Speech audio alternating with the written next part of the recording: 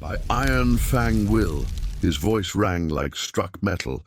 These chains break. In minutes, the rescue that starts a rebellion.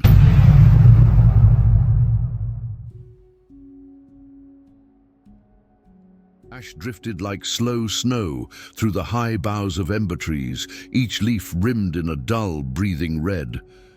The clearing smelled of pitch and iron. Somewhere deeper in the forest, a resinous crackle rose and fell like the breath of a sleeping furnace. Crows hopped along wagon rails, heads tilting, as if waiting for the work of men to turn to carrion.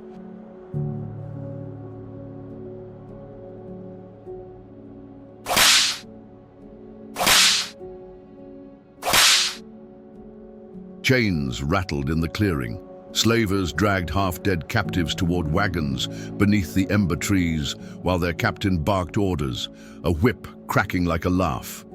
Kaelrith stepped from the tree line, dual flame thrumming in his veins. The captain's gaze locked on Kaelrith. Captain Dask Rel, slaver, A-tier, bared his teeth. "On your knees, boy."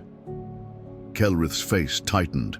By Ironfang will, his voice rang like struck metal. These chains break. He shattered shackles, locks split. The freed stared. Some wept, some fell to their knees, some swung back at the men who'd whipped them. Iron met flesh, then fell quiet under Kaelrith's raised hand. "Secure them," Kaelrith ordered. The captain and his men, Hearn Kell, handler A-tier, Mott Terse, ledger clerk A-tier, were stripped of armor and blades, wrists bound behind their backs with double knots, ankles linked and posted with 2 of the newly freed per captive. No escape. A freed woman in her late 20s marched up, lip trembling with fury. "Why spare them?" she demanded, voice raw. "After what they did?" Kaelrith met her eyes. "Because Ironfang law judges when all threads are gathered. We do not kill to feel strong. We judge to make the world remember. Ironfang law, witnesses protected, proofs gathered, judgment pronounced beneath flame." She swallowed, then nodded once. "Then I'll help you remember their names." "Name?" Kaelrith asked. "Sarah," she said, chin lifting. An elder stepped forward, voice paper-thin. "My father told me of Ironfangs who stood against gods. He said a dragon and a boy burned a battlefield so hot the sky turned glass, and yet they spared the kneeling. He said the gods feared mercy that chose its moment. The story speaks truth, which is Ironfang law." "And your name?" Kaelrith asked gently. "Bren," the elder said. "Old Bren, to those who still remember." "The gods took dragons, then men," Kaelrith said, "but the flame endures." Kaelrith gathered the freed and spoke. "You are free to return to loved ones, families, to continue or start a new life. Or you can join me and raise Ironfang back from the ashes." He cut his palm. Flame flickered in his blood, rising into words that burned the air. "The flame endures." One by one, the freed came.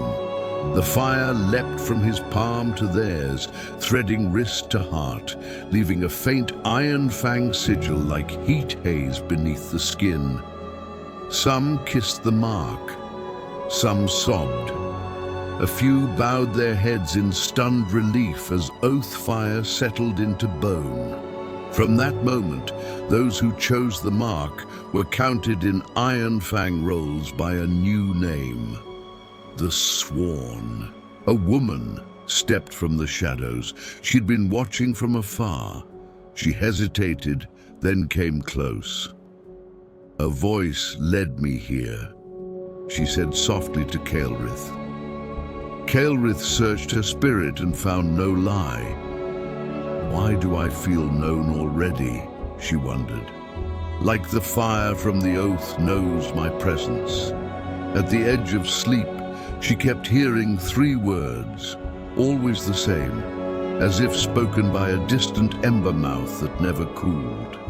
"I am Kaelrith," he said, "the last Ironfang. I raise it from ash. What is your name, and will you take the oath?" "Mira, and I will." The oath burned, gentle and absolute.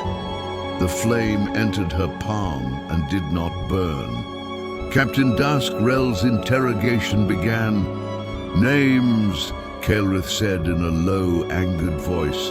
The captain smirked. A white scar cut through the stubble along his jaw. A bronze badge at his collar bore a stylized hawk clutching a ring. Noble courier's mark, the kind carried by men who moved between halls where coin and secrets changed hands. "You'll get shit." "Then Ironfang law will pry what pride hides. Touch me and the princess." He bit down on the word too late. Kaelrith's voice went very quiet. "Which princess?" Silence. Kaelrith's anger rose like a furnace door opening and shut by will alone. Not yet. The chain march. They marched for Brassfall. The bound clanked in step. The freed, now sworn, walked straighter than they had in years. The road bent along a dry riverbed toward the old cistern cuts. Slag heaps shouldered the horizon, and far off the city's forges breathed in dull pulses, reddening the cloud bellies. Crows trailed the column, black knots of patience against the copper light. Kaelrith pressed the captain again. "Who is this princess?" he said with purpose. "Tell the names connected to her." The captain was trained to outlast questions. Kaelrith had been trained to end silences. The captain's head was shaved to humiliate him, shaving excuses to the skin. This is just the beginning. Silence brings consequences, Kaelrith warned. He lit a tiny ember over his freshly shaved head, heat without flame, until he slipped again.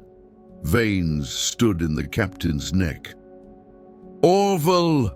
he spat finally, the name torn from him like a tooth. A smile struck Kaelrith's face. Now he could break him. Mira walked at Kaelrith's side until they called the halt and made camp. That night by the fire, he asked her about the voice.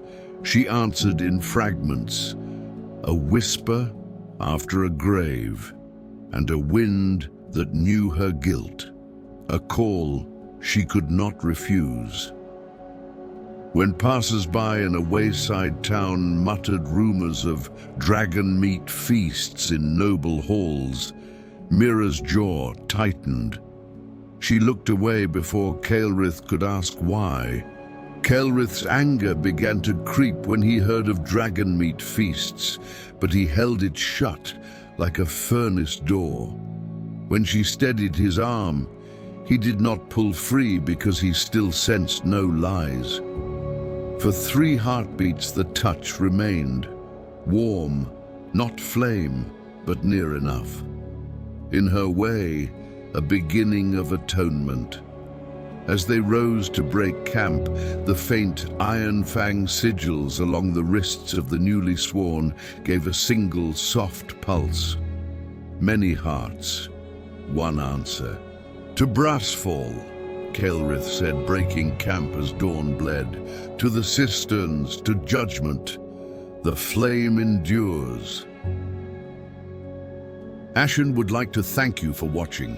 If you like this video, leave a like, a comment, and give this channel a subscribe. Let's reach 500 subs and 100 likes on this video. Please, your support always matter. Follow me on X, TikTok, Twitch, Instagram, and Substack. Chapter 2 coming soon. The flame endures.